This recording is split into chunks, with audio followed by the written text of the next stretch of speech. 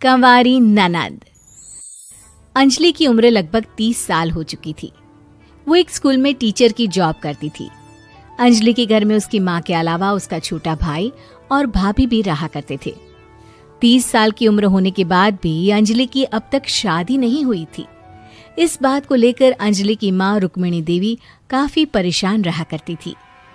माँ, मैं स्कूल जा रही हूँ, जरा मेरा टिफिन तो दे दीजिए। अब क्या पूरी जिंदगी मैं तुझे टिफिन बनाकर देती रहूंगी? अरे कुछ सोचा भी अपने बारे में या बस ऐसे ही? क्या माँ, सुबह सुबह फिर वही बातें लेकर बैठ गई। माँ गलत क्या कह रही है अंजलि दीदी?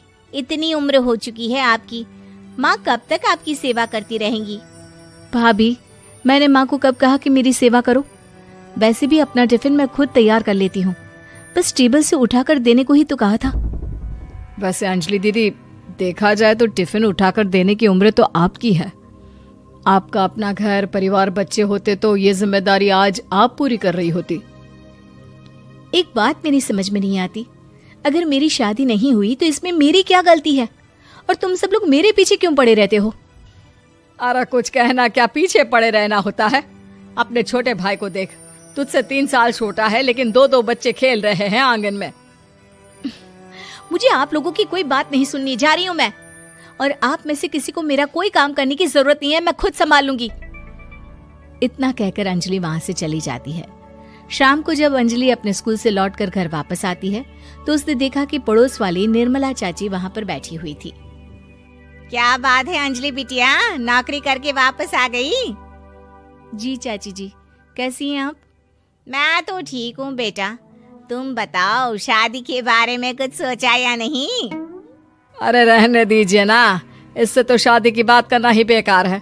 कुछ भी कहो तो गुस्सा करती है, बात बात पर आंखें दिखाती है। माँ, आप ऐसा क्यों कह रही हैं? मैंने कब आप पर गुस्सा किया? अरे अंजलि बेटा, तुम्हारी माँ ठीक ही तो कहती है। 30 की होने आई हो, अब तुम्हें भी शादी वादी कर लेनी चाहिए।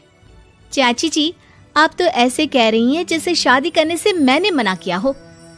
रहने दीजिए निर्मला चाची, हमारी अंजलि दीदी को अभी तक उनकी पसंद का दूल्हा नहीं मिला ना, इसीलिए वो शादी नहीं कर रही।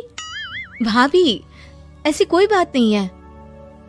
अरे तो फिर क्या बात है? तुम्हारी माँ ने तुम्हारे लिए इतने रिश्ते ढूंढे लेकिन तुम्हें कोई पसंद ही नहीं आता। क्या है ना चाची जी, हमारी ननद रानी नौकरी जो करती है ऐसे ही थोड़ी ना किसी को पसंद कर लेंगी। अरे भाई, नौकरी का घमंड है तो बात अलग है, कोई और बात हो तो बताओ, कोई रास्ता निकाला जाए। नहीं नहीं चाची जी, कोई बात नहीं है, बस मुझे अभी तक अपनी पसंद का कोई मिला नहीं है। सुन लिया आपने? इस लड़की के तो पर निकल आए हैं और इतनी उम्र में अपनी पसंद का कोई मिलेगा भी नहीं इसे। माँ, आप मेरी शादी को लेकर हमेशा मुझे ताने क्यों मारती रहती हैं? अपनी माँ की बातें तो ताने लगती है। ताने हैं? बताओ, मैंने कुछ गलत कहा क्या? देखो, ये सब छोड़ो, मेरी दूर की बुआ का बेटा है, उसकी अभी शादी नहीं हुई है, उम्र होगी कोई 34-35 साल। आप कहें तो बात आगे बढ़ाऊं? अरे हाँ हाँ, क्यों नहीं, ये भी कोई पूछने की बात है। अरे जल्दी से लड़के को यहाँ बुला लो। माँ, आप मुझसे पूछे बिना मेरी शादी की बात करने जा रही हैं, और मेरी उम्र 30 भी पूरी नहीं हुई है। निर्मला चाची कह रही है कि वो लड़का 35 साल का है। अंजलि दीदी, आपको क्या लगता है इस उम्र में कोई फिल्म का हीरो आएगा आपके लिए? देखिए, अब पसंद और नापसंद की बात तो रहने दीजिए, पसंद करने की उम्र तो आपकी निकल चुकी। अब तो जो भी मिले उसी से शादी कर लीजिए, इसी में भलाई है। तेरी भाभी बिल्कुल ठीक कह रही है। अब जैसा रिश्ता मिले उसके लिए हाँ कर देना, ताकि हम भी गंगा नहाए। ठीक है, चलिए मैं उस लड़के को कहती हूँ, वो कल ही अंजलि को देखने आ जाएगा।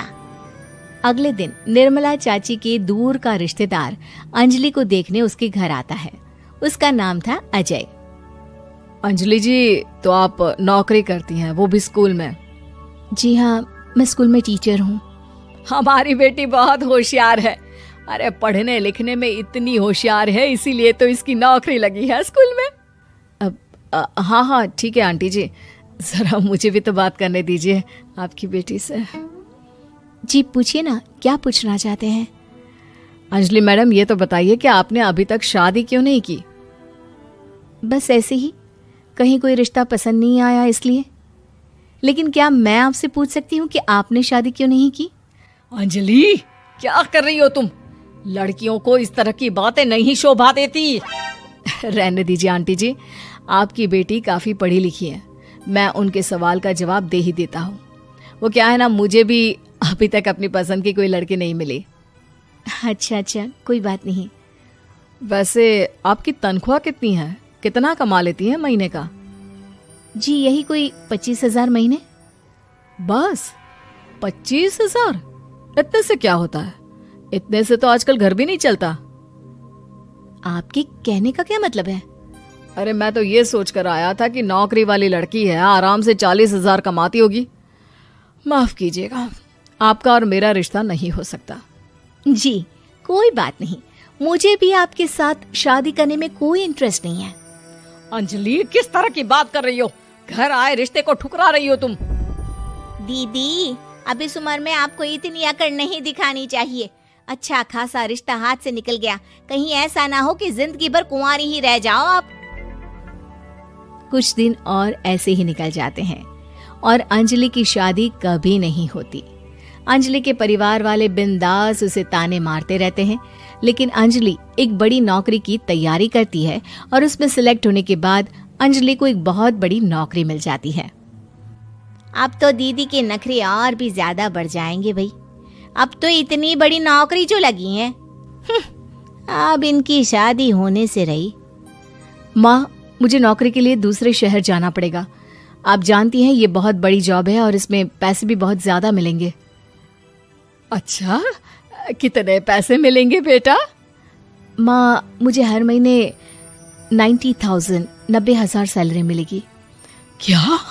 अरे वाह वाह, ये तो बहुत अच्छी बात है। लेकिन फायदा क्या? कितने भी पैसे मिले, शादी तो हुई नहीं ना तुम्हारी। अंजलि नौकरी करने के लिए दूसरे शहर में चली जाती है और जब कुछ महीनों के बाद वो वापस घर आती है तो उसे अपने पति के साथ देखकर उसके घर वाले हैरान रह जाते हैं। अरे अंजलि, तूने शादी कर ली और हमें बताया तक नहीं। और दामाद जी करते क्या हैं? इतनी बड़ी कार है उनकी। माँ, मैं आपको सब कुछ बताना चाहती थी, लेकिन आप सबके ताने सुनकर बहुत दुखी हो गई थी और इसलिए मैंने अपनी पसंद से शादी कर ली। मेरे पति मेरे साथ ही ऑफिस में नौकरी करते हैं और बहुत बड़े अफसर हैं। और एक बात बताऊं माँ, आज मैं बहुत खुश हूँ।